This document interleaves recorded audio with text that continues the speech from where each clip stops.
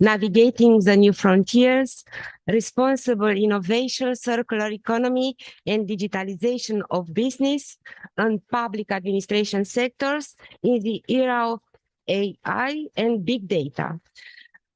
It's a EUMMAS concept of A2S conference, which bring together academia and the society.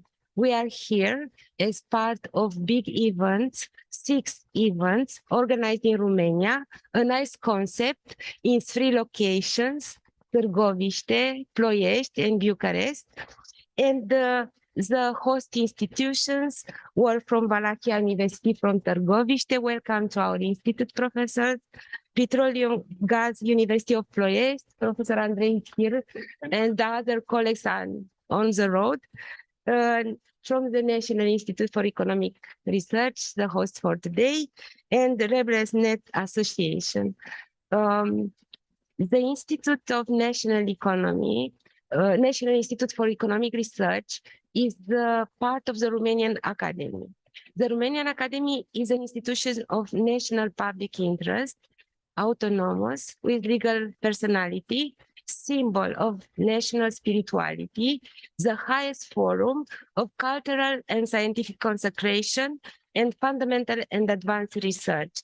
We are very proud that are part of the Romanian Academy, and our mission as institute in the network of the Romanian Academy is to develop social and economic fundamental and advanced research, to provide support to ministries, parliament, and the public institutions in Romania in order to develop strategies and programs for various sectors.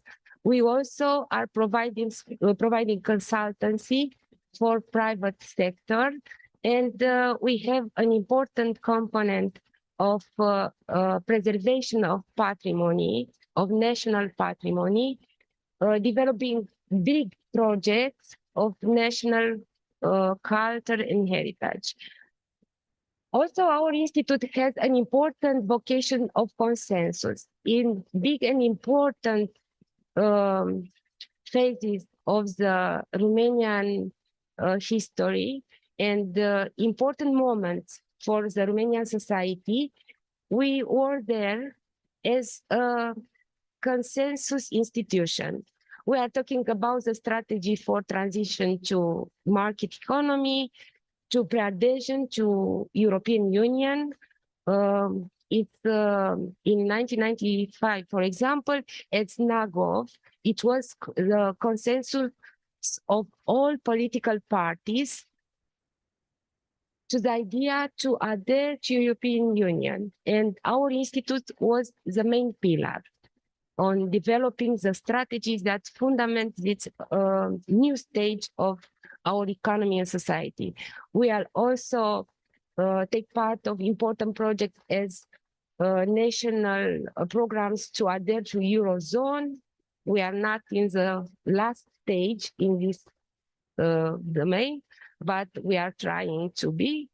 And also we are developing now a new strategy, and we'll see today 2 presentations from academician Albu, Lucian Liviu Albu, and from me and Professor, the General Deputy Director of the Institute, George Georgescu. Part of this project, Romania to send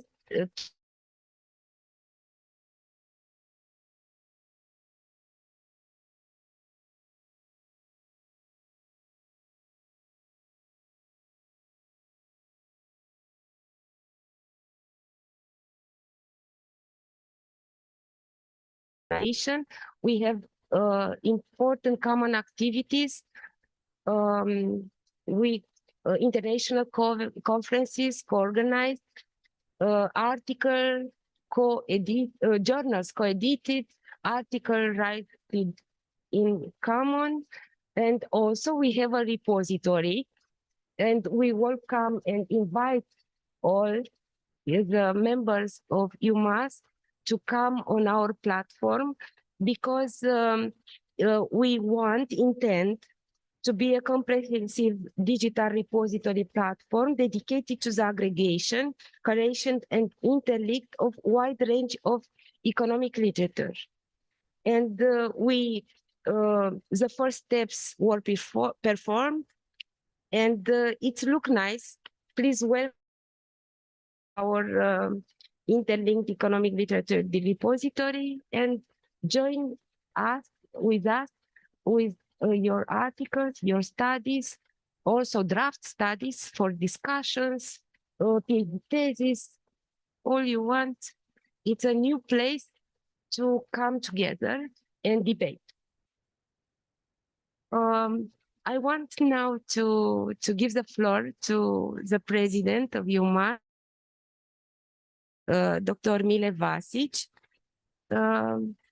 Professor, thank you very much for this opportunity.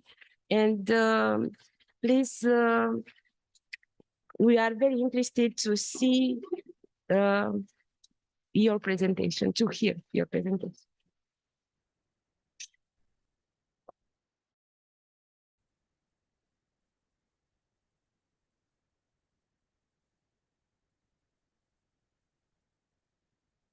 Dear colleagues, dear friends, dear hosts, first of all, I would like to thank Professor Luminița Ciu for a warm welcome to all Romanian institutions that took part in this organization of the event, which is actually specific. It takes place at in three different towns, 4 different locations, and in the morning we already started and completed 2 activities in the Valahi University in Targovište.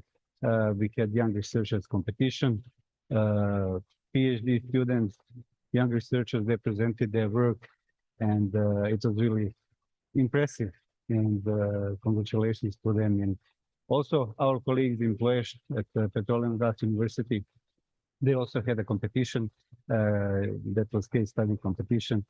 Also bachelor students competing, and it was something memorable for them. In the following days, tomorrow we have scientific part of the conference as well here at the Romanian Academy.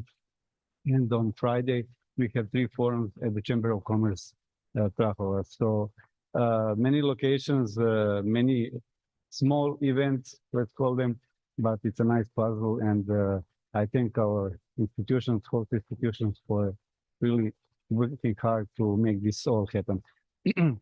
I will, as we agreed, 10 to 15 minutes, not to speak too much. I will take this opportunity to read the short text that I prepared for this event. So, ladies and gentlemen, dear colleagues, dear friends, if I may, it is an honor to stand before you today at the EUMMAS A2S Conference on Global Social and Technological Development and Sustainability here in Bucharest, in Romania.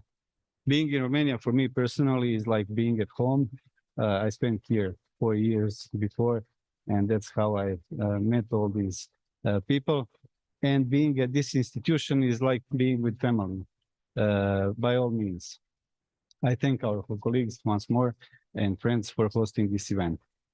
Dear colleagues, we find ourselves at the turning point and moment in human history. The theme of our conference, Navigating the New Frontier, Responsible Innovation, Circular Economy and Digitalization of Business and Public Administration Sectors in the Era of Artificial Intelligence and Big Data, refers to the challenges and opportunities that lie ahead as we embrace the era of artificial intelligence and big data. In this era of rapid technological advancement, our world is becoming increasingly interconnected. The digital landscape shapes every aspect of our lives, from how we communicate and work to how we consume and produce. As we enjoy the benefits of digital innovation, we must also confront the pressing challenges of sustainability. We always need to keep in mind that with great power comes great responsibility. The choices we make today will determine the well-being of future generations and the health of our planet. Having thought about this, I have decided to talk today about, and that's how I titled my speech, the integration of sustainable intelligence with navigating the digital landscape, responsible innovation, and circular economy principles.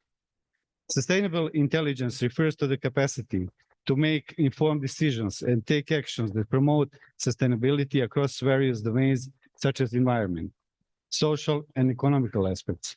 It involves understanding the interconnectivities of systems and the long-term impacts of choices and behaviors on the planet, society, and future generations. Sustainable intelligence encompasses knowledges, skills, attitudes, and behaviors that contribute to creating a more sustainable world, whether through innovation, resource management, or ethical practices. In the context of the digital landscape, sustainable intelligence involves leveraging technology in ways that minimizes negative environmental and social impacts while maximizing positive outcomes for both businesses and society. What would it then mean to cultivate sustainable intelligence in this digital age? It means using the power of technology and intelligence to drive positive change while ensuring that our actions are guided by a deep commitment to environmental stewardship, social equity, and economic prosperity. In the area of management and economics that we are in, this requires us to rethink traditional paradigms and embrace new models that focuses on sustainability. It means reimagining business strategies to minimize environmental impact, promote social responsibility, and foster inclusive growth. It means leveraging data and analytics to optimize resource allocation, enhance efficiency, and drive innovation that serves to common good. But sustainable intelligence is not just about optimizing processes and maximizing profits. It's about fostering a mindset of holistic thinking and long-term planning. It's about recognizing the interconnections of systems and understanding that our actions have ripple effects that extend far beyond our immediate surroundings. I would also like to take this opportunity to draw our attention to a crucial aspect of this technological revolution, and that's ethics. As we harness the potential of AI and big data to drive innovation and efficiency, we must do so with deep commitment to ethical principles. Ethics in technology is not merely a buzzword. It is the normal compass that guides our actions in the digital age. It demands that we consider the implications of our innovations on society, the environment, and future generations. It requires us to prioritize the well-being of humanity above short-term gains. One of the key pillars of ethical technology is responsible innovation. This means that we must not only ask ourselves, can we do this, but also, should we do this? Innovation for the sake of innovation is not enough. We must ensure that our technological achievements align with our values and contribute positively to society. Another crucial aspect is the circular economy. In a world facing unprecedented environmental challenges, we cannot afford to continue with a linear model of production and consumption. Instead, we must embrace a circular approach that minimizes waste and maximizes resource efficiency. Technology can play a vital role in this transition, enabling us to create sustainable solutions that benefit both people and the planet. Furthermore, as we digitize our businesses and public administration sectors, we must remain vigilant about the ethical implications of our actions. The collection and analysis of vast amounts of data offer unprecedented insights, but they also arise significant concerns about privacy, security, and equity. We must ensure that our use of artificial intelligence is guided by principles of fairness, transparency, and accountability. Let me repeat once more that with the choice we make today, we'll shape the world tomorrow.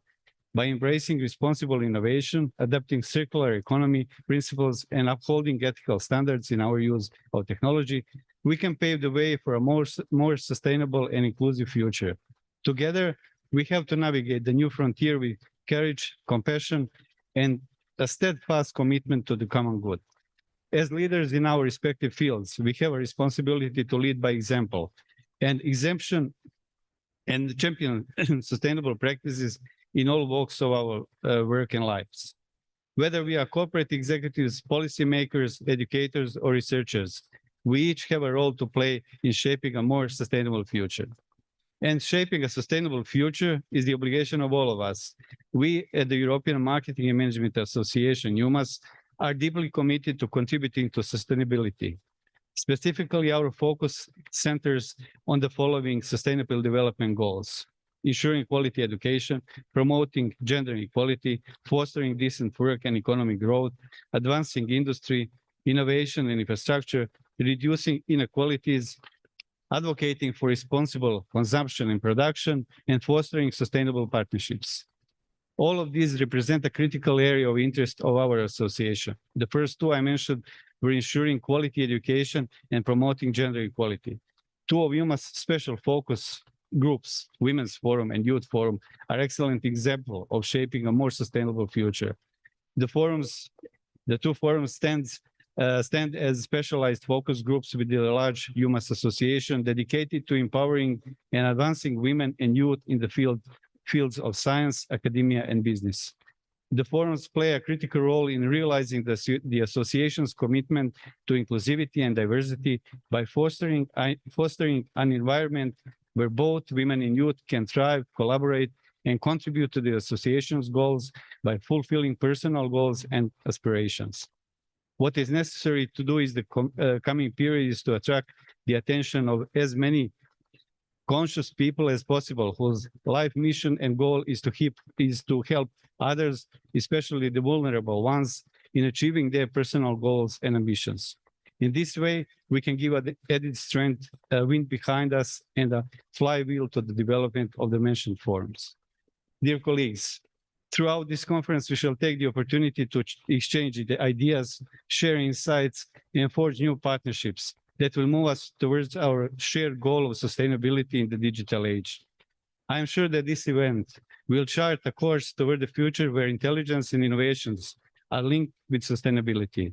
I thank you all for being part of this event, and I'm looking forward for tomorrow's scientific conference that will take place at this marvelous building and most eminent scientific institution, not only in Romania, but also in Europe. I once more thank our colleagues, Professor Luminița, Chu, and her team for being a good host here at the Academy. Dear colleagues, thank you for your attention, and I wish you all a very fruitful conference. And sorry, it was a little bit longer. Thank you very much, Professor. You have a very comprehensive approach. You pointed challenges, responsible innovation, circular economy, ethical implications. In relation with sustainable development, there are important messages, and this kind of concept of A2S conference can bring this kind of messages to the society, and fundamented by important and profound researchers. And this is our mission, to come to the society with our results. Thank you. We have now in the agenda academician Lucian Liviu Albu, one of the 184 academicians in Romania of 90 million persons. So it's a director to the Institute of Economic Forecasting, and come today with a very interesting theme. It's building a bridge, because Nicolae Georgescu-Roegen, very big and important research in economy and mathematics, published decades ago the entropy law and the economic process. And now the academicians come to link this theme, interdisciplinary, from physics, economics, to the new level. Thank you. Please, we are.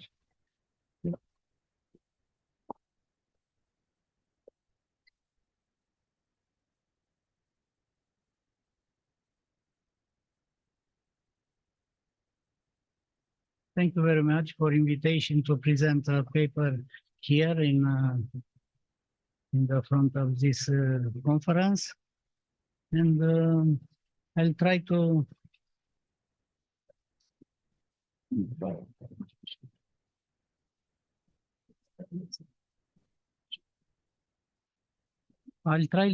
explain and to demonstrate that also in AI period, convergence in European Union will continue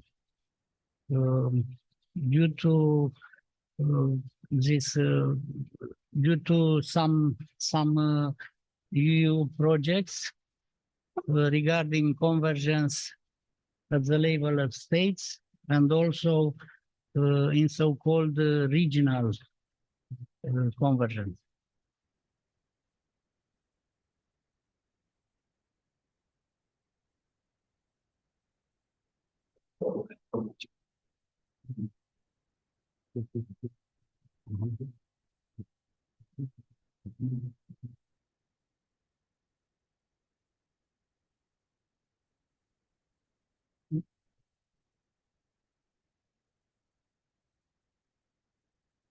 Excuse me, this is the AI. Today, sometimes there are problems will imply AI in our economy. Also, many times bureaucracy is increasing in this epoch than efficiency. Here I presented firstly an abstract in which I explain our findings, coming them from the economic theory, and I'll try to demonstrate that also in economic systems, so-called entropy law is functioning.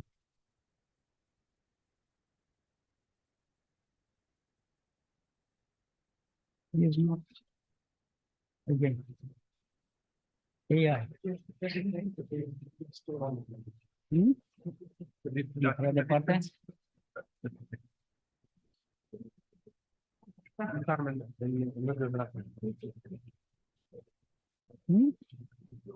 Oh, okay.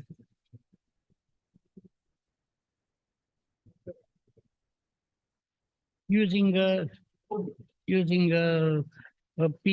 long period of data from World Bank, from Eurostat, from IMF, from OECD, and other statistic body. I'll apply this theory. My model is inspired from ballistic, from physics, ballistic model when we're following so-called moving target. Moving target is the average level of GDP per capita or income per capita in EU, and it must be reached in the future by level of GDP per capita in all countries of members of EU. Concretely, I applied for the Romanian case. Dear Professor, please, next. Here I clarify some methodological aspects. We are applied our model on so-called PPP or PPS international currency that in scientific papers are used as a unit currency. Also, I explain here this problematic in literature applying the economists thinking against the EU economy, EU community is using the current currency and but also scientific side of of the economics are using PPP evaluation because this express correctly so-called real convergence. În continuare, in our paper, I followed also some methodological aspects and their fundamentals in so-called general theory of systems connected to entropy theory. And so on. Next one, please. Here is the conditions for convergence. There are, I split it in two areas, two sides. The scale of GDP per capita, income per capita. On the left side of average level of income per capita in EU, there are countries less developed. For them, the speed increasing GDP per capita will be higher than in average, at the average level of EU. On the right side of this point, this fundamental point, that means 100%, there are countries more developed than in EU, more than average level of income per capita. This is stylized model in this figure. We can see when on horizontal line is noted there 100%. That means average level of GDP per capita in EU. Romania and Eastern countries in EU are located in left side of this point on that curve, and on the right side there are more developed countries, as ruled Western countries, former old members of EU. As I said, I used a moving target model and applied on data from historical data from 95, in some cases from 80s, last century, and until 2022, real data, statistical data. I prolonged data base to the year 2028, where IMF presented their forecast for short and medium term. And belong this year, 2028, we used like in a word named Romanian strategy to develop until 2050 horizon. There we applied our model moving target.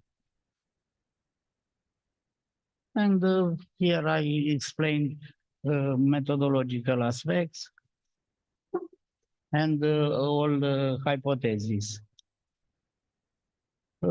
Here to demonstrate the trend of convergence in EU, we used, there are many indicators, but I use here a simple indicator coefficient of variation coefficient. We can see in PPP line, black line, and in blue line in PPS, used as a conventional unit currency in EU. We can see a clear trend of decreasing. That means convergence among countries members of EU. In case of increasing, it will be a divergence. Here is clear a trend of decreasing. Next, I presented also results of our estimations. And here is, I prolonged, as I said, with blue color, means adding data from published by IMF until 2028. Also, we can see a continuation of decreasing the trend of variation coefficients. That means clear trend of convergence among states in EU. Next, please. Convergence. Here I am presenting Romania's position related to other countries in EU and against average level of income per capita in EU, as I said, in PPP or PPS. Here we can see more clear the convergence issued by Romania. Romania is at the bottom of this graphical representation is Romania with black. The other, just a little higher than in Romania, is the eastern group of countries in EU. We're talking about 11 former communist countries in EU. With blue is a southern group of countries, Mediterranean countries plus Portugal, and higher graphic line estimated by us is in case of northwestern countries with red line. You can see with circles, small circles on lines are estimations based on IMF published data. Next also, here is replacing the horizontal axis where usually is time. Here I replaced by GDP per capita level. We can see also trend of convergence. 100 meaning the average level of GDP per capita in EU. That line parallel with horizontal axis noted by 100. Continuing, also we can go here. I described the progresses of Romania position within EU, and we discovered with this work to get so-called behavioral regimes. There are 3 regimes. One characterizing Eastern countries, less developed in EU, medium developed countries like Southern group of countries, and higher level of GDP per capita than average level in case of Northwestern countries group.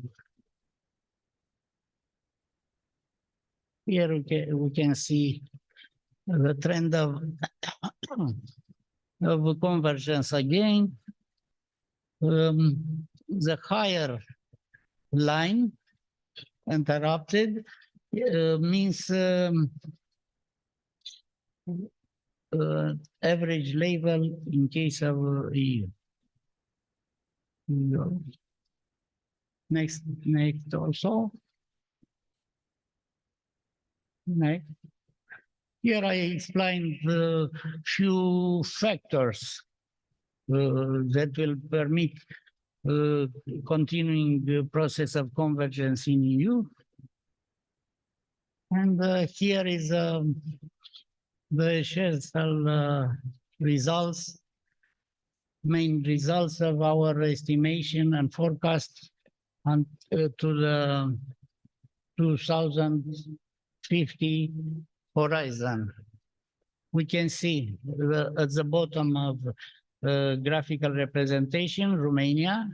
We can see their higher lines are in black real data, and in blue our estimated trend. We can see Romania going to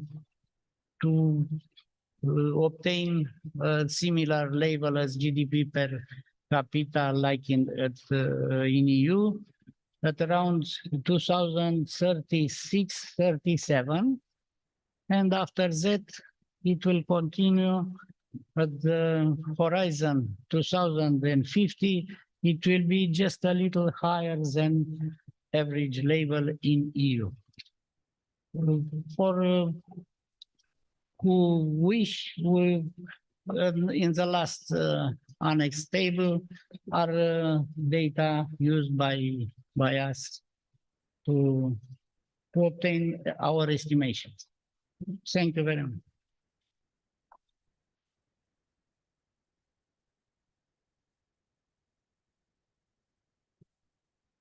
Thank you very much, Academician Lucian Liviu Albu. Very interesting presentation.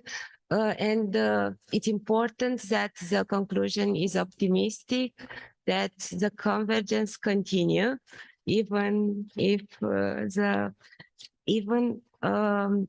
the technologies and IE increase their percentage in our economies and societies. Thank you very much. Very interesting presentation. We have today with us, and this is the advantage of the technology, Professor Dr. Nino Enuchidze, the rector of the Business and Technology University from Georgia. Welcome, Professor. Do you hear us? We are interested to listen your paper titled Technological Transformation in the Uncertain Era. Please, your floor. Thank you very much. Can you hear me well?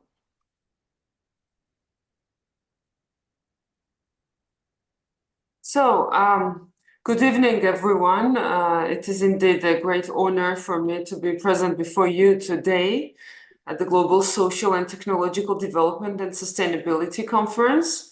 Firstly, let me start with gratitude. I want to thank European Marketing and Management Association and especially its president, Professor Mile Vasic, for his profound work and commitment to everything he does. Also, I'd like to thank our partners and hosts from Romania. As a representative myself from higher education institution, I'm truly inspired of the work that you do and how you do it. So thank you very much. It is indeed an honor to collaborate with you. So this conference symbolizes our collective commitment to harnessing the power of technology for the greater good, and I'm confident that we are united by a shared vision of a sustainable, equitable future, and it's my pleasure to discuss how different technologies, especially artificial intelligence, AI, can be a pivotal force in realizing this vision. In many sectors, AI has become a driving force for growth. For example, in financial sector, AI enhances risk assessment, fraud detection, and customer service, while, for example, in agriculture, it optimizes crop management and predicts water patterns, promoting sustainable farming practices. Retail is not left behind either. AI is transforming customer experiences through personalized recommendations and efficient inventory management. Couple of words about manufacturing as well. In manufacturing, AI-powered robots and automation systems have redefined production processes, ensuring precision and reducing human error. However, the true potential of artificial intelligence can only be realized through continuous and rigorous research. And this is something I truly believe in. Ethical AI development is crucial to ensure fairness, transparency, and accountability. We must also focus on AI safety and cybersecurity overall to mitigate the risks associated with its deployment. As today, I'm addressing distinguished scientists and researchers, academic stakeholders, I want to highlight the importance of not considering AI only as a threat, but instead think of it as an opportunity. Let's recall historic cases when different technologies were considered a massive threat. In the early 19th century, the Industrial Revolution introduced machinery that could perform tasks previously done by hand. This led to a famous so-called Luddite movement where workers destroyed machines, fearing that they would replace their jobs. However, these machines eventually led to unprecedented economic growth and job creation in new industries.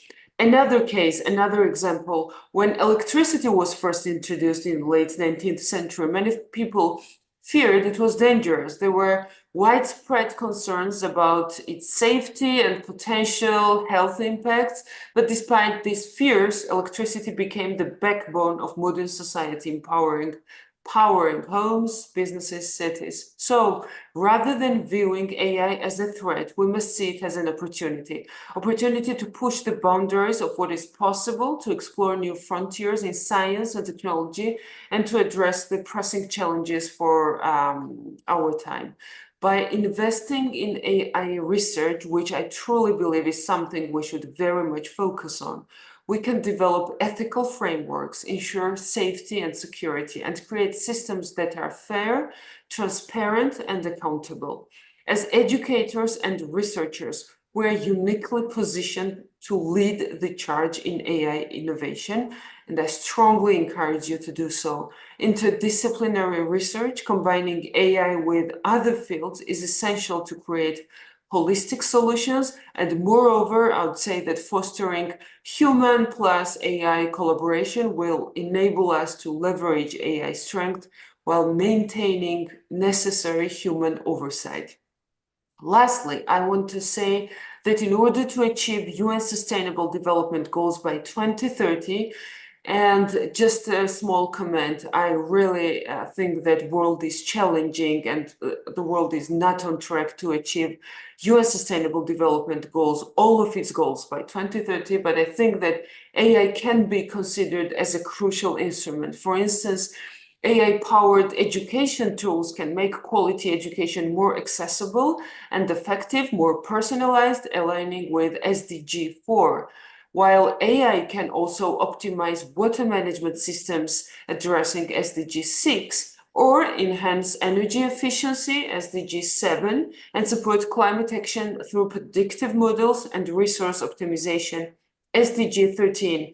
These applications showcase how AI can be force for good, driving sustainable development globally.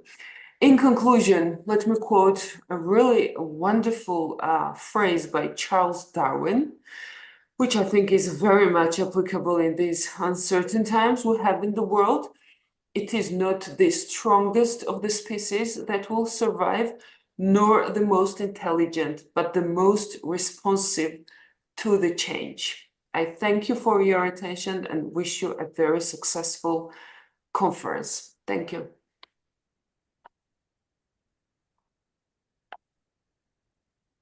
Thank you very much, Professor. The creative destruction it's how will be the jobs of the future, and with what speed we need to change our knowledges, competencies. There are questions raised by your presentations suggested also. And in this context, I think that the mission of the universities become harder and harder, because it's very, very hard to estimate which are the competencies in the next 5, 10, 20 years. Thank you very much.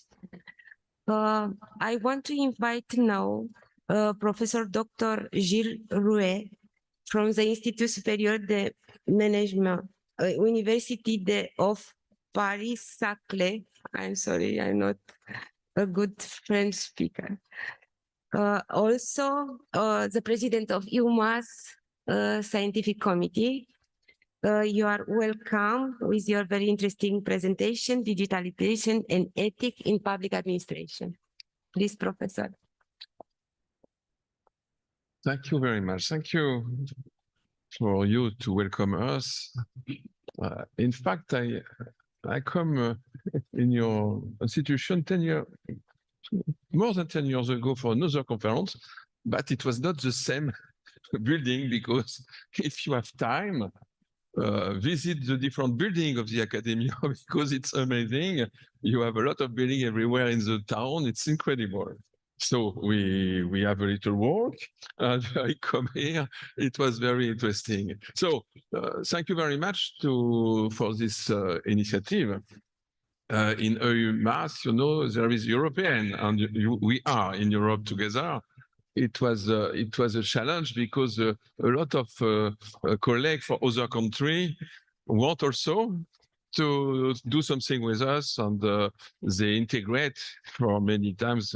I am not the best person to speak about that, but a lot of colleagues from everywhere in the world now integrate. It's very interesting, because that means that a lot of people are interested by Europe. That's a good point for us together, for our project and so on. And here in our project, I come back to my topic. In our project, we have to take into account what happened about digitalization, about technology, and so on. That's my topic. Because in fact, if I come back to the French case, but not only, finally, because I make a research with Korean people about that point, and we try to compare the evolution of different countries. So I think there is a lot of similarity between what I will explain about the French experience and a lot of other countries in the world. At first, we discovered that technology could help us for modernization. It was the term, so modernization of the states, modernization of public administration, modernization of public service. It was a long time before computer, finally, because it began in the 17th. At this time, I was young, I have no computer. It was after. And it was the first time that we tried to modernize public action. That was the term at this period. And in fact, from this time during 20 years, more or less, a new word appears. E-administration, for electric administration. And now it's better to call that digital administration, or numérique for people from Francophonie. You know, we pass through the Francophonie place, so I have a look to that. And e-administration was defined in the 80s, more or less, 19th of the last century. It was all the method used to inform and communicate between agents, public agents, obviously, with users, citizens, or other organizations. Okay, so it was a new way to offer administrative service. And at this time, obviously, the network was not like now. Young people have not the smartphone every time, so it was not the same period at all. And this modernization become at the beginning of the century, more or less, become no more a modernization, but a transformation. It was the second word. The transformation of what? Transformation of the states, transformation of administration, transformation of public administration, obviously, of services, transformation of the organization of public administration. And we change at this time in the recruitment, we change in about the needs of competencies, we change about the foundation. We have more or less a neoliberal foundation of all the system with a very, very high weight of technology. In economical point of view, the technology, obviously, a lot of companies sell a lot of things to anybody at this time. It was incredible in all sectors, even if you have not the competencies to use it, even if you have not the use to use it. And that was a very interesting period. And at this time, we forget something evident now, but not at this time, that finally, if it is used to try to organize the relationship between the users, the consumers, the citizen, and the public administration. And we forget that, and we have a sort of a race to technology, more and more and more technology. And we begin at this time, in this step of transformation, to implement online procedure, online process everywhere. And a lot of program was built, and some elements, a lot of negative element appears at this time in administration and so on. And it doesn't work like people would like them to work. For example, the multi-channel strategy doesn't work at this period. People are free to use the device. It is not the opposite. It was very complicated at the beginning of this century to make this coherence between the policy in the digitalization and the citizens themselves. It's why the third period appears. And the third period was another keyword after modernization and transformation. It was simplification. We must simplify the life, the relationship between the citizen and the state. And we need digitalization for that, obviously. And it is true that we need that. So it is no more to people from technology to organize. It is more to people from marketing, communication, and sociology, and so on and so on. It was or political science, obviously. It was a complete change with a program whose name is Adele, very nice. It is a surname, Administration Electronic. And we have administration simplification with new measure, with tentative to try to understand how people get involved in the process. It was the first démarche like that. And at this time, we understood that the citizens have no more confidence with public administration, and it was very important to restore the confidence. But to restore the confidence with the implementation of efficient relationship, digital relationship. It's complicated to do. It's complicated to do for different reasons. For example, because we discover that it is not only a problem of competencies to have access to internet and so on. It is not only one problem. It is not, if you can make training for everybody in the population, we lose, we will continue to lose people who don't want.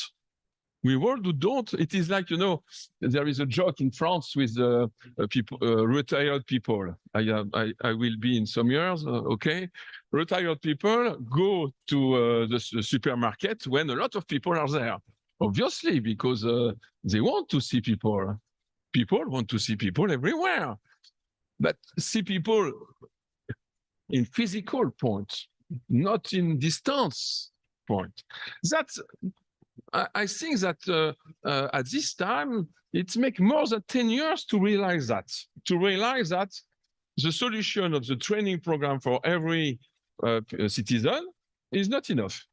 Because what I call posture, there is some posture. Some people don't want.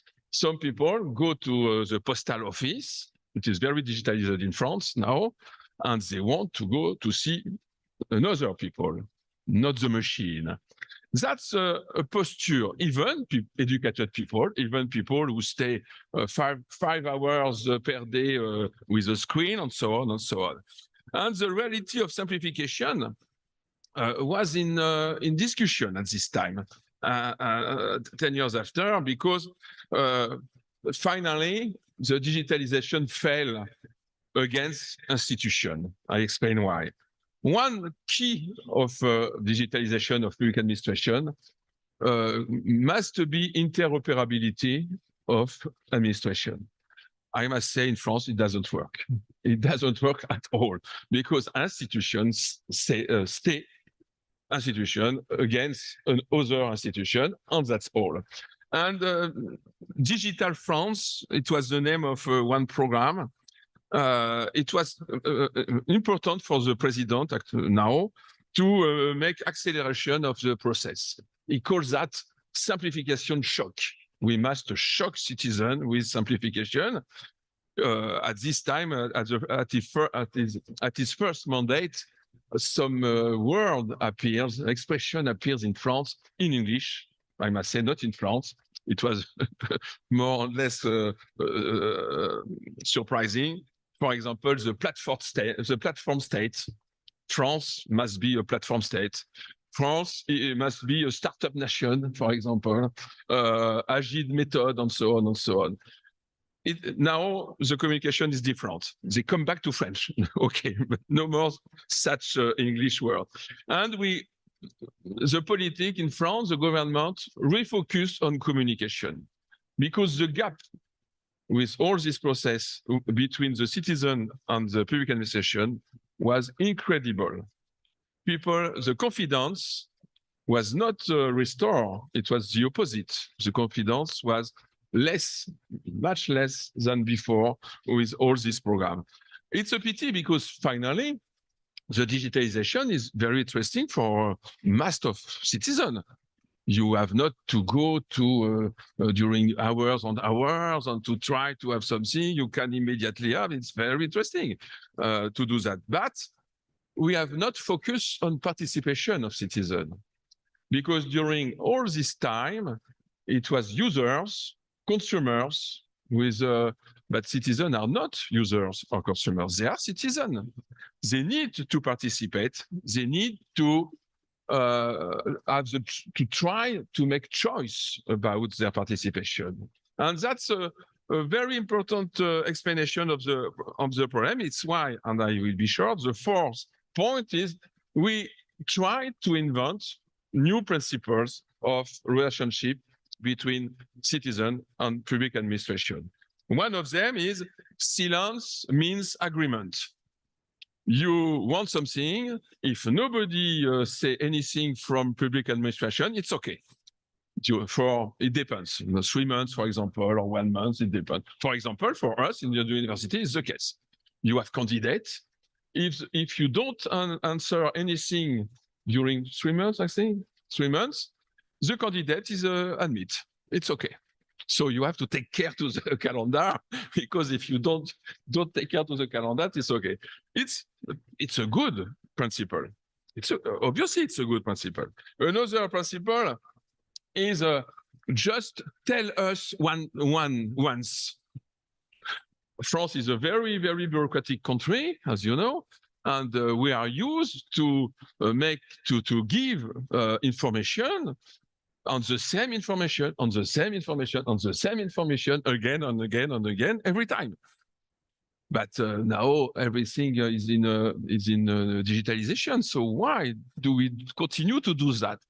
It's a sort of how say that, a tradition more than other thing, and but it doesn't work because I explained before, because of interoperability. If you give your data to one administration, you need the other administration to have these data, if you accept that.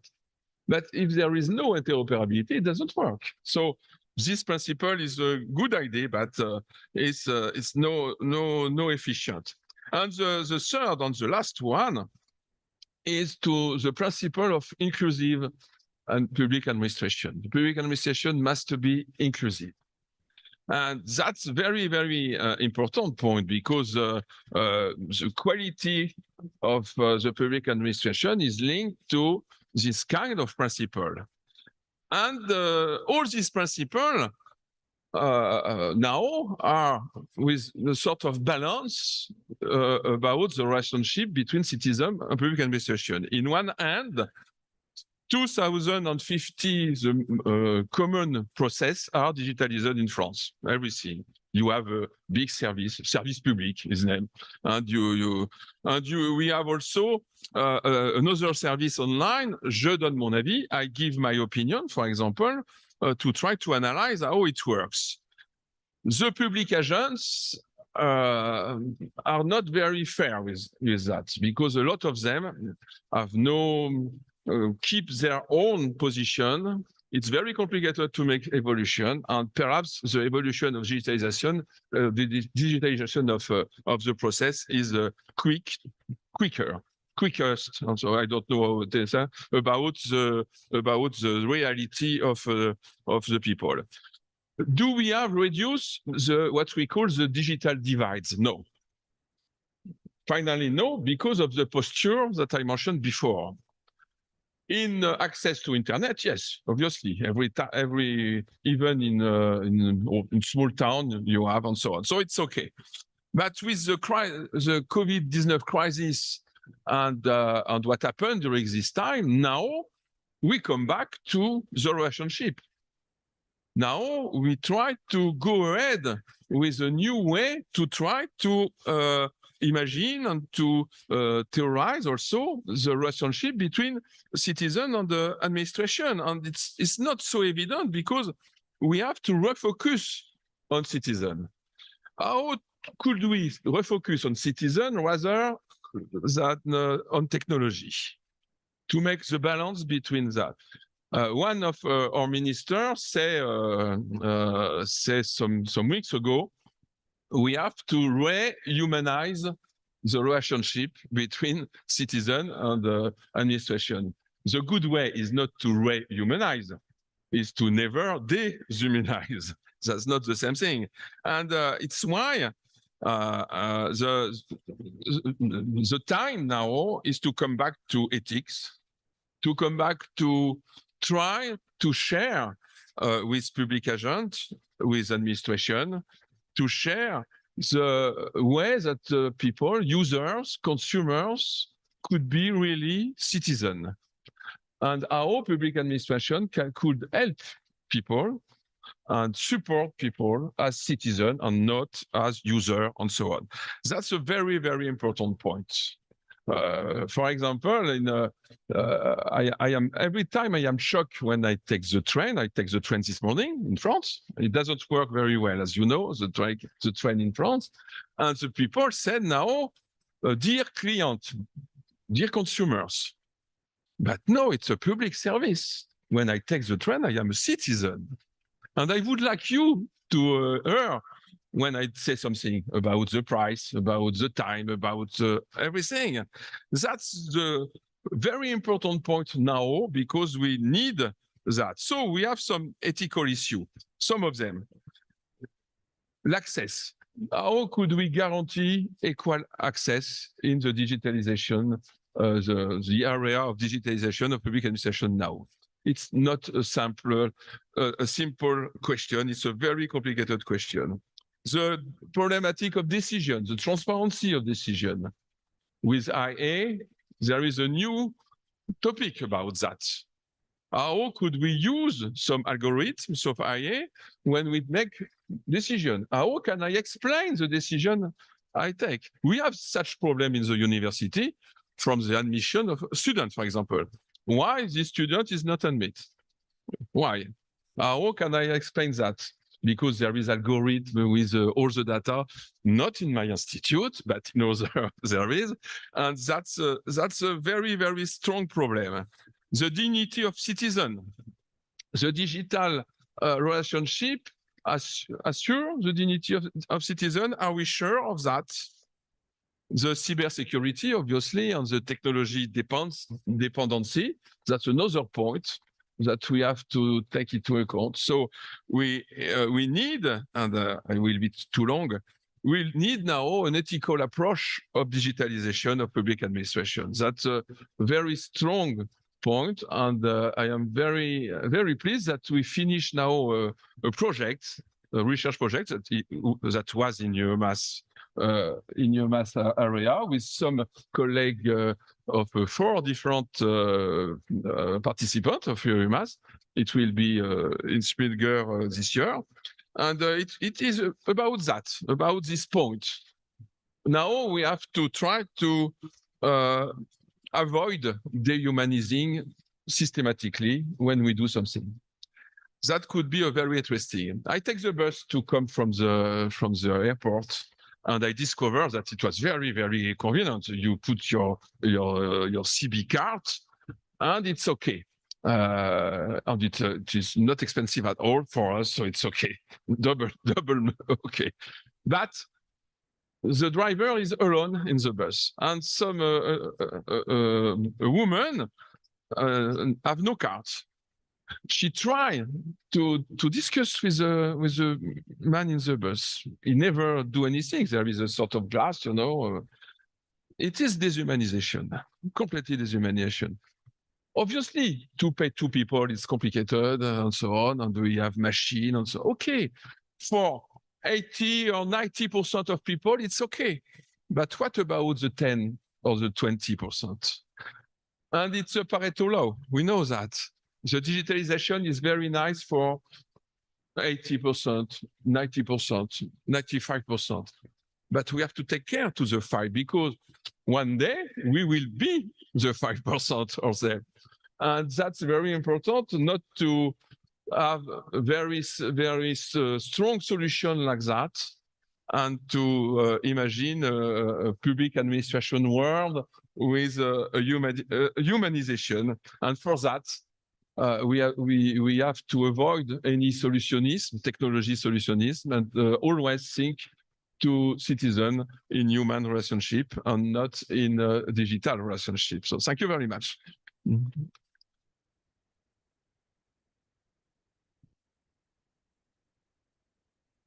Thank you very much, Professor. You presented concepts, their content, their coverage. You pointed very well, modernization, transformation in public administration, simplification, ethicalization, some changes of paradigms that influenced our society.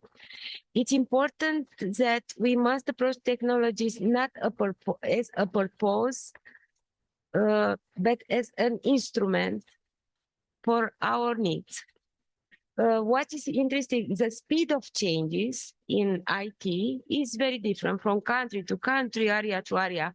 In our paper, we are presenting an advantage to implement the technology with a low speed, because Romania started with 10 years after France, for example.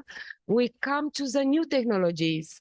You use old technologies, but Romania come on the wave with the new technologies.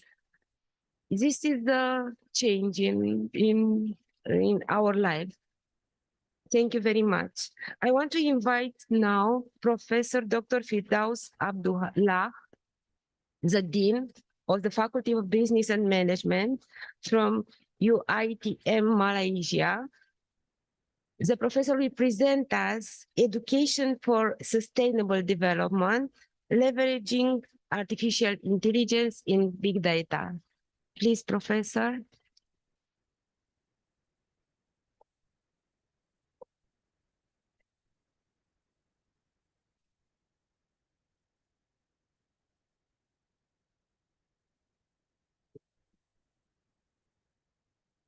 Good evening, good afternoon. It is certainly a pleasure being here. Thank you for the invitation, Prof. Miller. Thank you for that introduction, Prof. Romanian. And today is meeting all friends. For example, I met Prof. Jean in Dubai, and also Prof. Yola in our projects, current and also previous projects. It is certainly very exciting today because although it's a small group that I'm addressing, but these are distinguished members of the audience. So I thank you for that invitation.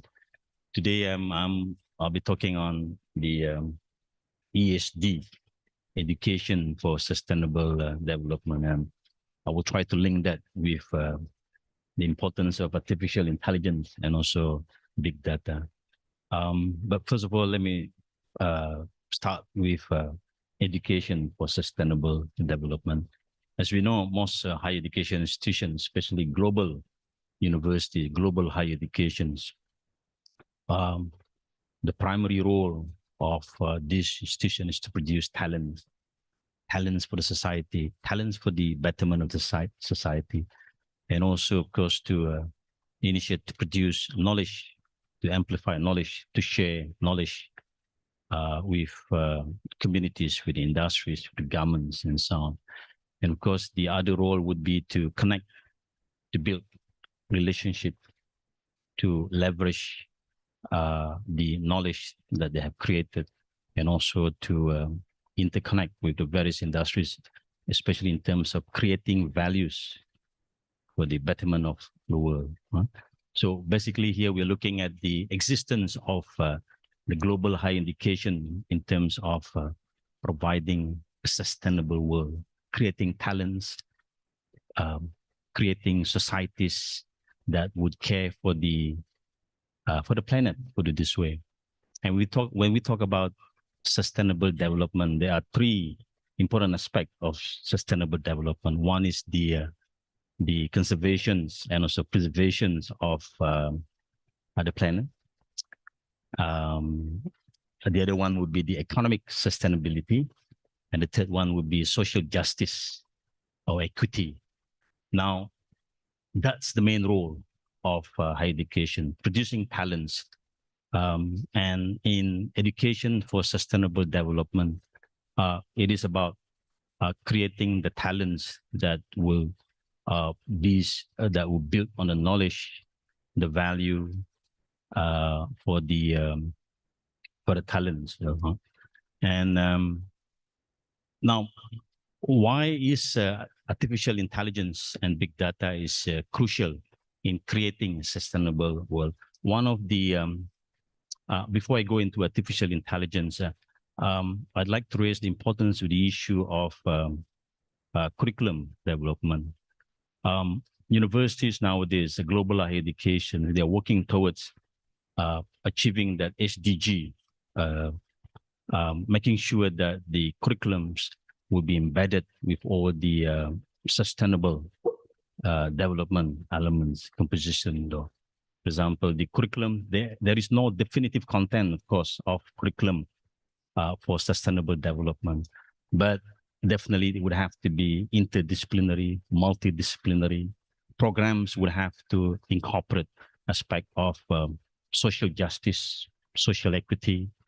Academic programs would have to incorporate elements of not just the environmental sustainability, preservation, conservation, but at the same time, the contents of the programs would have to include aspect of economic sustainability, corporate social responsibility, ethics, as was mentioned by some of my fellow keynote speakers. So these are crucial elements that are important in the creations of talents that would help, that would assist later on in terms of sustaining the society, the economy, and also the planet as a whole. In terms of pedagogy, though, on how this curriculum would have to be implemented and so on, there is no specific or correct pedagogy in how the curriculum of sustainable development can be delivered, though. But there is a consensus that the pedagogy will have to focus on active, participative, experiential learnings and so on. That would very much focus on the critical thinking, problem solvings, and so on.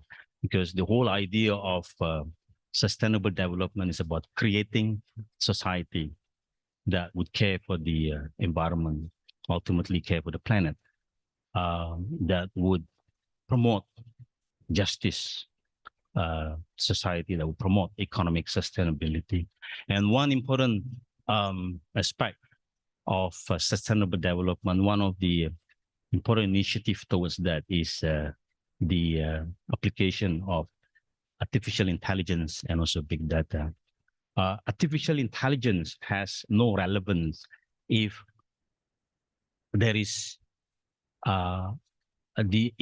usage of big data is not to its full potential, put it this way. You need big data. You need a massive amount of data set in order to develop any systems, any applications, AI-related applications, though. And of course, there are a lot of issues when it comes to data sets, especially in higher education's data set would not only be in terms of the student enrollment, student data, but also in terms of the institutional data itself, the teaching methodology, and also the policies and so on. So these are massive data, and that would need to be processed, that would need to be analyzed using machine learning so that predictive outcome can be determined, and because that would serve the decision making. So the future of education, the future of global higher educations would, of course, very much be motivated by the use of big data and also artificial intelligence. One of the common challenges that are facing artificial intelligence and big data is the issue of privacy and security.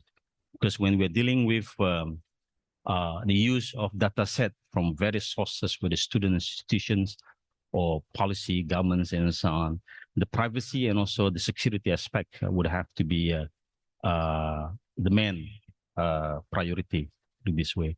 And of course, we don't want to have situations of data breaches and also cybersecurity threats. And that is one important aspect. And also one of my colleague keynote speakers mentioned also about the ethical aspect of the data. So there has to be the ethical consideration as well when it comes to the use of the data. And the other important aspect of AI applications and also big data is the digital literacy. Digital literacy among the users of this data. We may be able to develop a very advanced AI-enabled platform or system. For example, currently some universities are using that. University of Murcia in Spain, for example, they introduced a chatbot that would address all the aspects related to courses and also students' issues. And this chatbot is an AI-enabled system that would enable students to access to information around the clock, 24/7, outside regular office hours. And this is one important tool that has been developed, which is AI-enabled platform. And the other universities also are using the various AI-enabled system One of them is University of Staffordshire in UK and also University of Georgia Tech in US. They have been developing AI-enabled platforms that are able to answer to any question or queries related to courses, related to programs, related to everyday activities within the university. So that's one of the challenges. I mentioned about digital literacy, though. AI and big data, in order to harness the potential of these two, we need to have trainings on how to harness the potential and how to reap the full benefits of that. And staff, of course, not just university staff, but also any staff will be assigned to AI and also big data would have to understand the full potential in the form of trainings. One of the most important aspects of AI would be also in terms of investments. Not many organizations would have the capacity and also the budget to implement AI and also big data, though, because there is a significant investment into that, especially investment in terms of the technology itself, adoption, investment in terms of training, and of course, investment in terms of maintenance. And I think one of my counterparts mentioned, speakers is now mentioned about the importance to humanize. To me personally, the best technology would still be a combination of AI-enabled platform or system, a big data, with human interactions, with human intervention. AI has a lot of potentials, but then again, it carries a lot of risks and also dangers. So we need to have a framework of laws and regulation, a framework of human intelligence within a framework that will work within the human norms and also the value. So those things are still missing at the moment. So in order to harness the potential of AI and also big data, not just for education sector, but also many industries, there has to be a proper framework for that. And we cannot deny the role, the important role of human, in particular educators, in order to enhance the learning experience and also to provide more personalized learning, assessment of the students. Because ultimately, in education, the application of AI and also big data would not just benefit the students community, but also the educators, the lecturers, especially when it comes to creating that personalized learning and also teaching environment. But ultimately, the big data, the data sets that would be used in order to make decisions for the institutions. So institutions will be able to make more accurate decisions because decisions will be based on data-driven decision.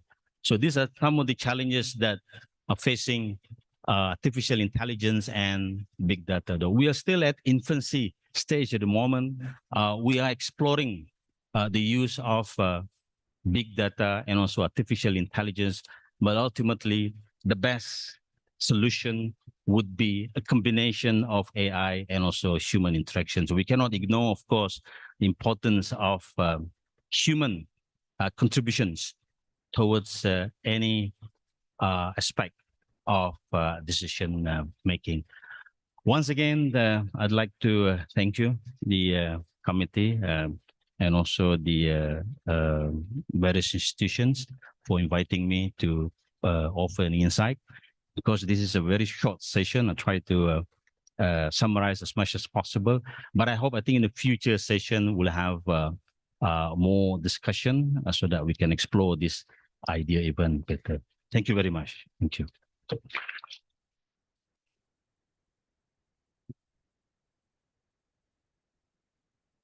Thank you, Professor. You pointed very well that the importance of interdisciplinarity increased very much. Important changes were registered and are required in programs and curriculum, but not forgetting the ethical aspect. And also, the human must be there. The technology without the human is, even if the digital literacy must increase. As a researcher, the access to big data sets and the increasing speed to process big data sets was a dream in the past and now become real. But sometimes the process of processing data sets don't give us the answers that we dream will have before. The human must be there to understand what is behind this data. I want now, thank you very much for your presentation. I want to invite now Professor Dr. Iulia Melanchio, Professor at Cyprus University of Technology and President of EUMMAS Honorary Board Cyprus, with the title Marketing in VUCA World.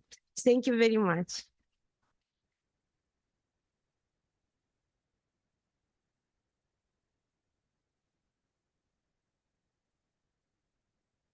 Can I have the clicker? Can I give it a go? Let's say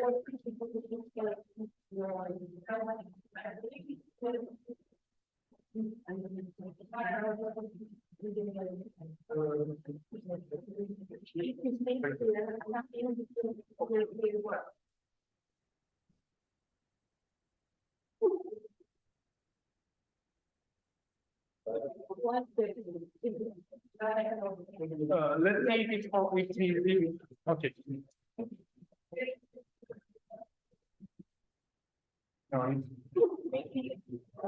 I'll give you the cue slide. Okay. All right.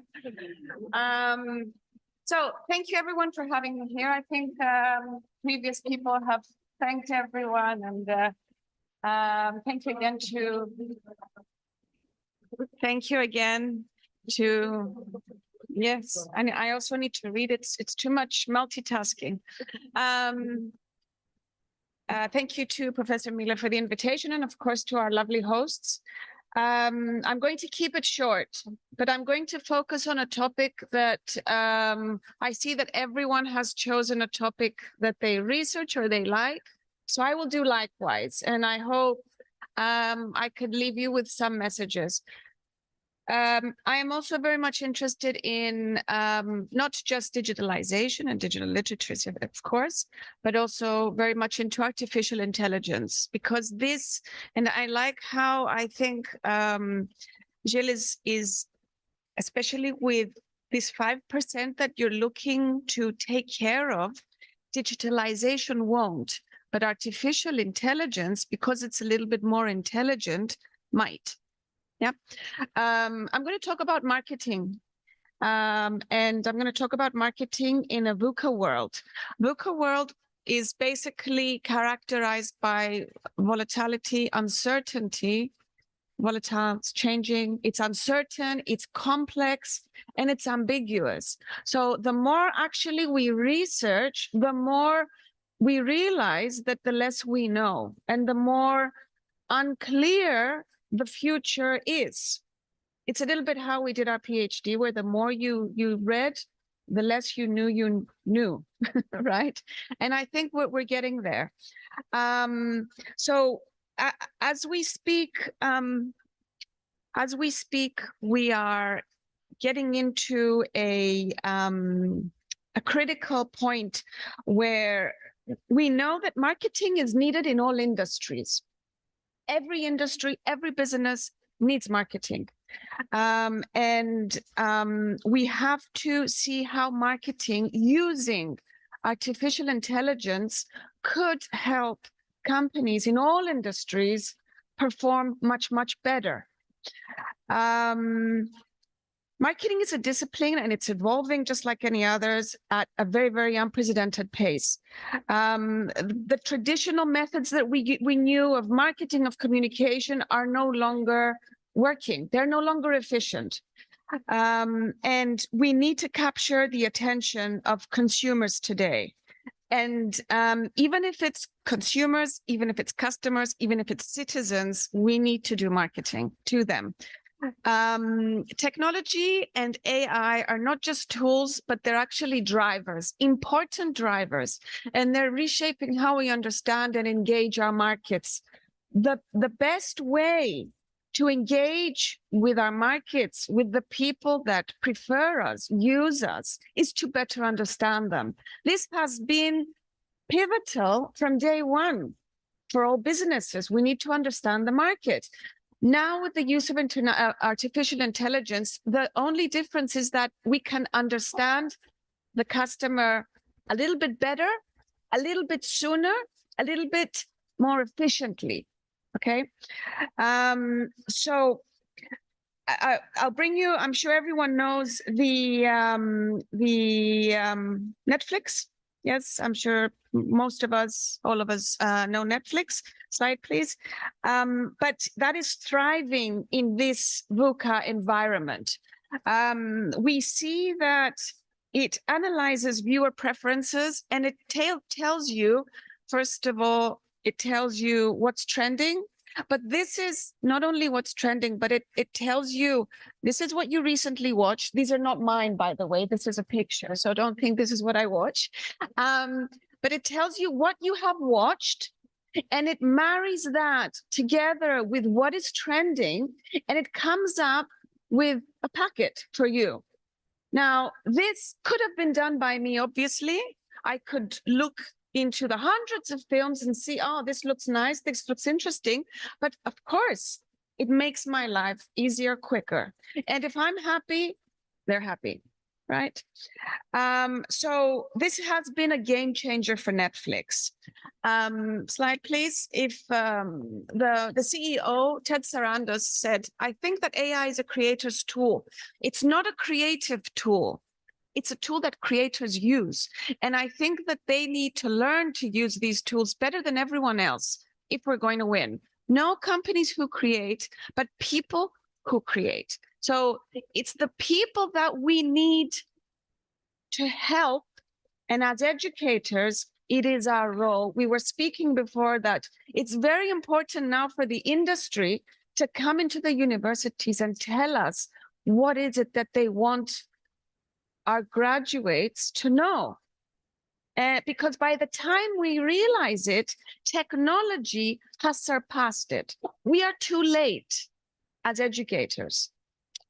Now, slide, please. And another example, if I may, because I like using examples, of course, is Amazon. We all know Amazon. Again, slide, please. They have the recommendation. So they analyze, and like my friend Firdaus said, it's imperative to do good analysis for artificial intelligence. You need big data. They absolutely have big data. And they use this big data, and they know exactly what you searched, when you searched for it, what you liked, what you didn't like, and then they make your job easier, and they filter out, and they tell you what you need before you even need it. This is what marketing's been doing, but they do it much better now, quicker, more efficient. So this system not only enhances our experience or the experience for users, but it also boosts their sales. So happy customers, happy companies, and they're likely to purchase. So marketers have to be very agile in this environment. They have to use these powerful tools to analyze all this vast data that we have. They need to better predict consumer behavior, and they also need to personalize. But personalization is not like we had personalization in the past. This is on a scale that we didn't think was possible. Personalization at a huge scale, successfully. Okay, so there is, of course, we've talked about the ethical issues, about data privacy, but it's always a scale. You want quick service, efficient service, profits, you need to give up some privacy. Okay, it's never 100% win-win. Slide, please. If we look also at Spotify, if you all have used Spotify, again, This is mine, so I'm very proud to be a rock fan, and I wasn't ashamed to show it to you. But it's wonderful how it knows me so well, but it also entertains me, and it also actually sometimes AI, we say, and we found that AI sometimes knows us better than we know ourselves. I did not know I was a confused listener. I thought I was very clear in my listening habits, but apparently Spotify says I don't know. Okay. And so this is even enjoyable. This is enjoyable, and I look forward to their recommendations because I uncovered things which I didn't know I wanted.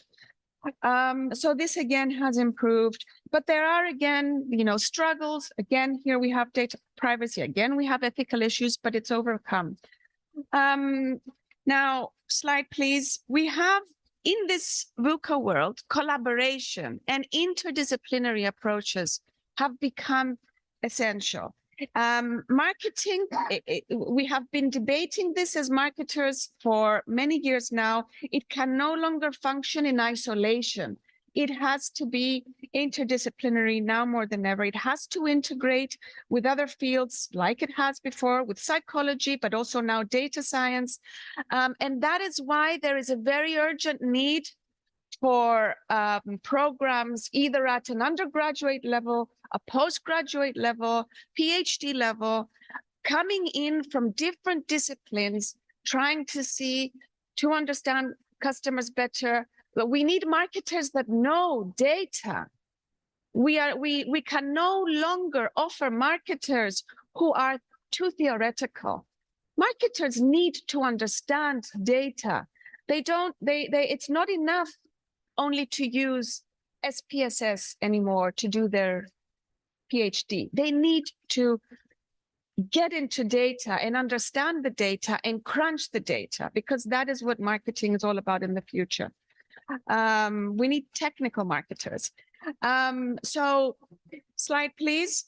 The final example would be P&G, which it's used collaboration very much to form cross-functional teams. So all their teams work together and each one provides insights in order to be able to offer the best possible insights for their customers.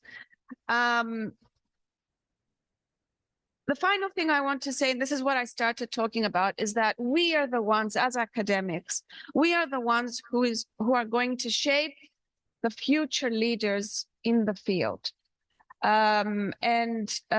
This is very crucial that we need to equip our students with these technical skills to understand the technologies so that we're able to offer a much better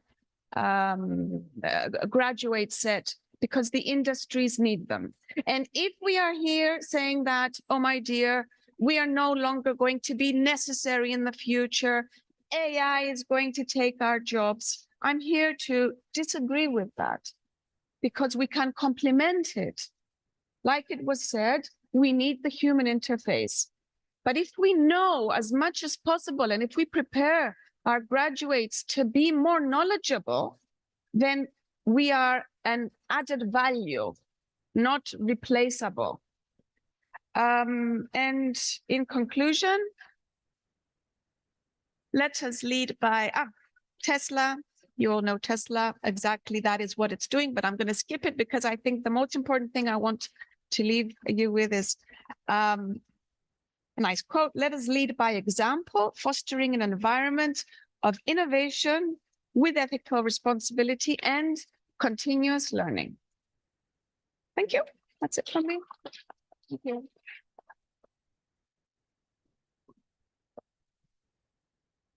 Thank you very much, Professor. Yes, the old method that's not working anymore in marketing. We understand the differences between generations and their perception, their needs. Sometimes when we know that artificial intelligence is making suggestions, studying our previous behavior seems strange.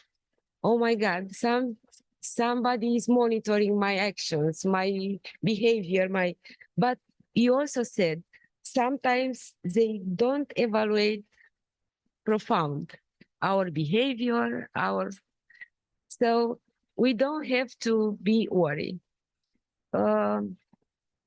And also a very important idea you presented is it's not enough to have access to big data set, to processed data sets. The fundamentals are important. You must know, understand what is behind all the data.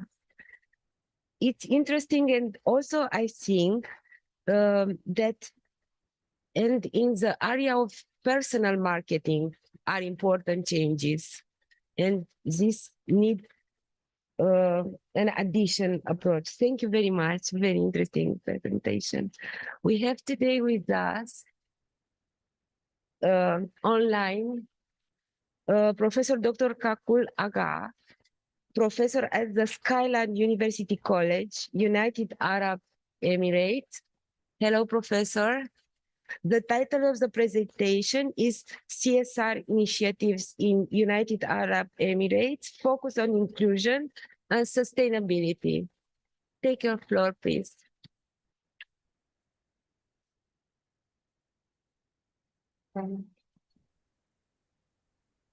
Good evening, and thank you for inviting me to this conference, EUMMAS A2S Conference on Global Social Technological Development and Sustainability. Thank you, Professor Mille, for this lovely invitation, and thank you all the organizers.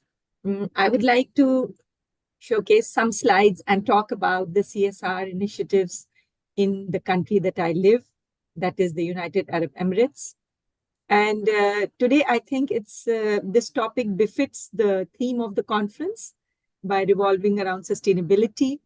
And I feel that this topic that I'm going to talk upon will enable some of the listeners to connect with this country, because completely out of the frame that you people are discussing. I was fortunate enough to listen to all the speakers, and I found that one of the persons, Professor Firdaus, is coming from Malaysia, and myself from the United Arab Emirates, trying to bring in some added flavor of sustainability and globalization.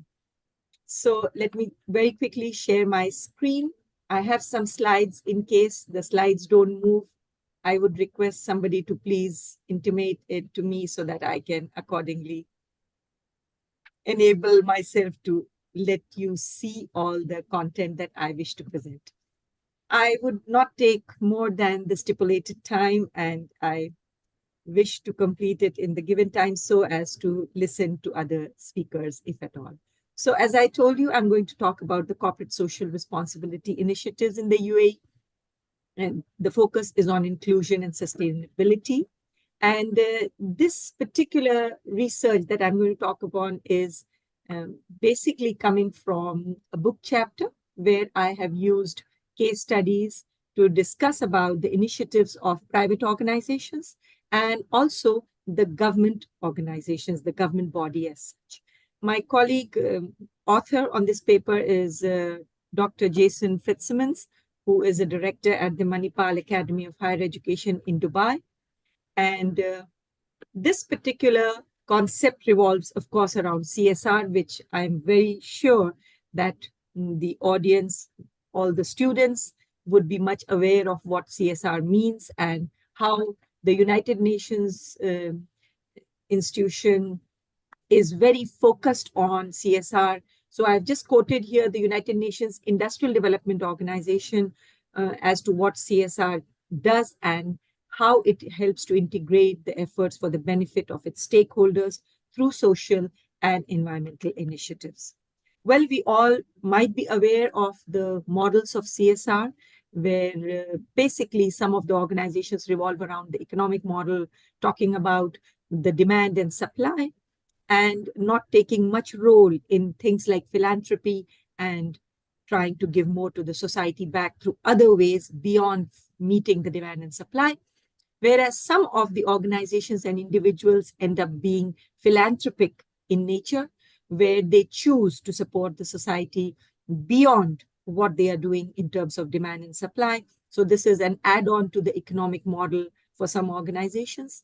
And the major aim of this philanthropic move is to build reputation in the society and to build public relations. And of course, some of the organizations tend to believe that it is actually good to do CSR. So they choose to do some charity, but of course, they don't consider it as a duty. Whereas the social web model, basically, which you will see in the UAE, is more of considering themselves as one of the nodes of a web, which is consisting of the society, all the stakeholders, and the other private and non-private business entities in the world. The integrative model is also very common in this part of the world, especially in the UAE, where my focus is on today, where the mission and the vision of the organization is completely directed towards fulfilling social goals and doing benefit to the society at large. The possibilities of CSR in UAE revolve around, of course, money, product and services, skills and job opportunities, not all in the similar way, but yeah, some are more initiatives focused on certain things and some initiatives are slightly lesser in certain areas of CSR. I took 4 case studies for research from different sectors. My first case study is EFS Facilities Services. It is a leader in providing blue-collar worker facilities to different organizations in the country. My second case study was Skyline University College. And you, of course, know that I'm representing Skyline today. And we are part of the education industry, the higher education industry. The third case study was a hospital. It's a chain of hospitals in UAE, and this is called the Prime Hospital. And the fourth case study was for Danube Group. It's a very large group, in fact, the largest group in terms of construction within the country. They have large projects in residential and other sorts of, like, for example, building a place for sports and all that. So they have invested much in the country, and the group is a very, very large conglomerate. So if I look back at these 4 institutions, and I'm hoping that my slides are moving in front of you so that you can also see the slides, what I'm portraying. So when we look at these 4 institutions, they have a lot of commonalities in terms of the way they are doing CSR, of course, guided by the vision of the government and the royal directives that have come into place, so that the private institutions can pitch in back a lot of CSR so as to bring sustainability to the society in the country. Beyond the private institutions, there are government initiatives, and let me tell you that there are many, many government initiatives. I have put here a few from the research article, looking at the amount of time that I had. So the government has got something for needy members of the society, like widows, students, and families who actually need some additional help, and that is called the Zakat Fund. Zakat is a very Arabic name that is used to give something back to the society by the members of the family who can actually afford things, and they have additional funds to help the others in the society. Then the rulers have also set up the Khalifa bin Zayed Al Nahyan Foundation.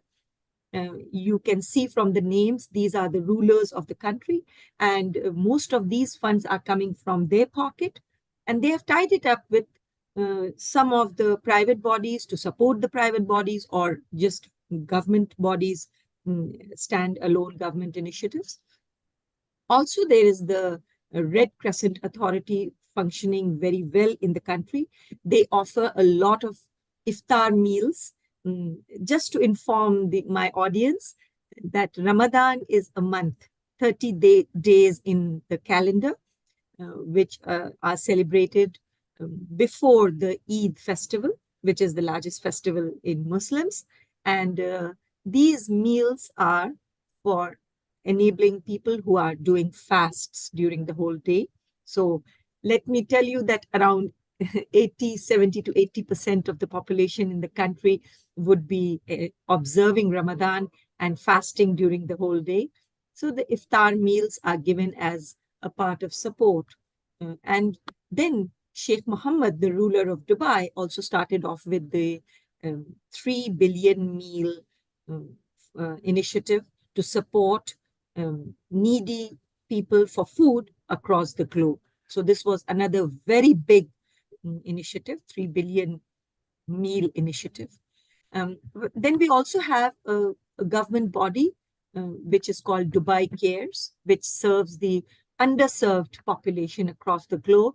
It is falling in line with the SDG 4, the Sustainable Development Goals of United Nations, and they are into construction of schools, supporting populations that are not able to afford education at all, or even making houses, supplying drinking water, etc., to the needy across the globe. Further on to the government initiatives, we also have Khalifa Fund for Enterprise Development, where the UAE government is supporting individuals with startup funds so that more of SMEs can be established in the country, and probably and setting up the right pace and tone and the ecosystem for self-growth, as well as small organizations to thrive within the country. Al-Radda program also supports Emirati inmates who want to start something in terms of a small business. And once they are released from the jail, they are able to do some business so that they can be self-reliant. So this program also supports a lot of Emirati inmates and not the other population. We also have an Ishraq program by the government, which is in collaboration with the National Rehabilitation Center. And this kind of a program is very good because it helps to support the drug addicts who have actually gone in for some sort of support from the government, of course, to loosen up from this very vicious circle of drugs and finished their term in the rehabilitation center.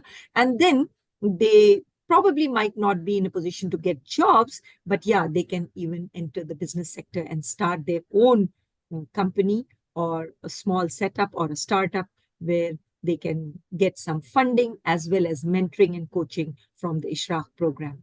So all these kind of, if you notice, the initiatives of the government are basically to let the population enter into a phase of continuity of jobs, economic stability, and of course, bringing around inclusion in the society in the United Arab Emirates.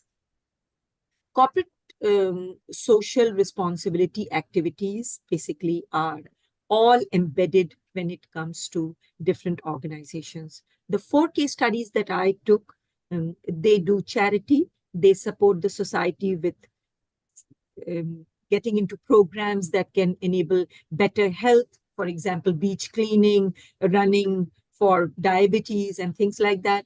Then, of course, training, upskilling and reskilling of blue-collar workers. And so they have set up a lot of programs to support the blue-collar workers in the society and let them become tech-enabled or smarter in terms of literacy, again, going back to the SDGs in some way or the other. And the best thing is that these companies have directed their own employees and by providing financial benefits. So whatever their focus is in terms of CSR is not only for their own benefits, but also extending to the families of those employees so that the families also can go to the next notch of the social life that they are having at the current moment. Well, the benefit that these organizations have, they have a lot of trust when it comes to the employees. The employees actually trust them. They become the employer of choice. The employees want to remain with these rather than switching from organization to organization. So the retention rates are quite high. The satisfaction levels and happiness levels of employees are definitely high when a lot of support is offered by the organizations. So just to conclude my speech over here, I would definitely give you some brief examples as to how things have moved in the UAE. Well, 18 organizations in the UAE have been definitely felicitated by the Dubai Chamber of Commerce for the outstanding CSR and sustainability efforts. And these are large organizations who have a budget for CSR, who support CSR in multiple ways, and they feel that they are bringing a real change in the society. A smart platform for CSR was launched in 2019 by the ruler of Dubai, His Highness Sheikh Mohammed bin Rashid Al Maktoum.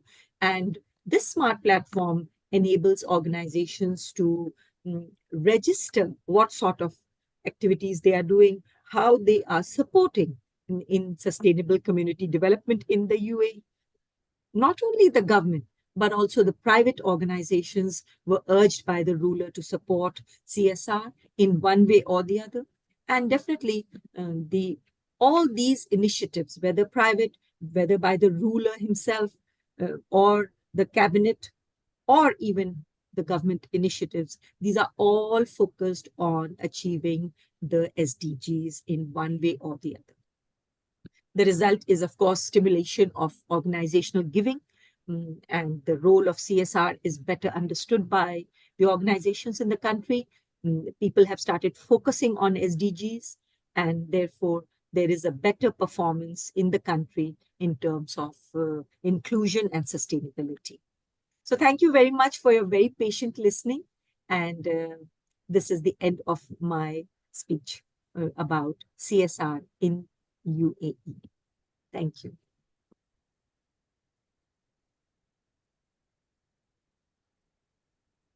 Thank you very much, Professor. Your paper go beyond the CSR templates reports with their compulsory topics.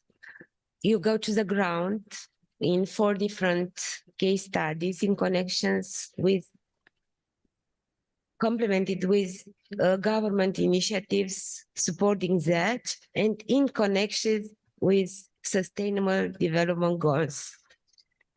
Thank you for sharing your interesting findings.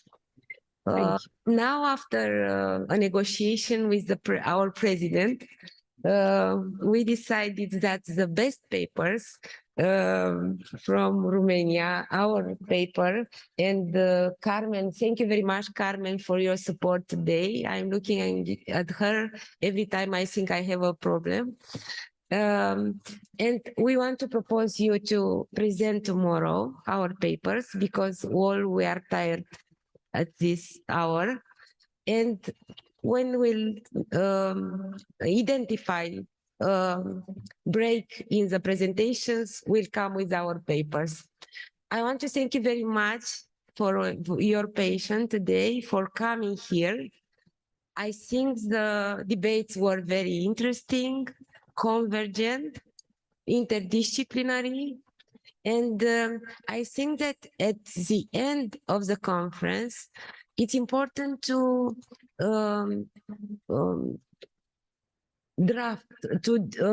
write synthesis in order to send to dissidents to make public. Thank you very much again.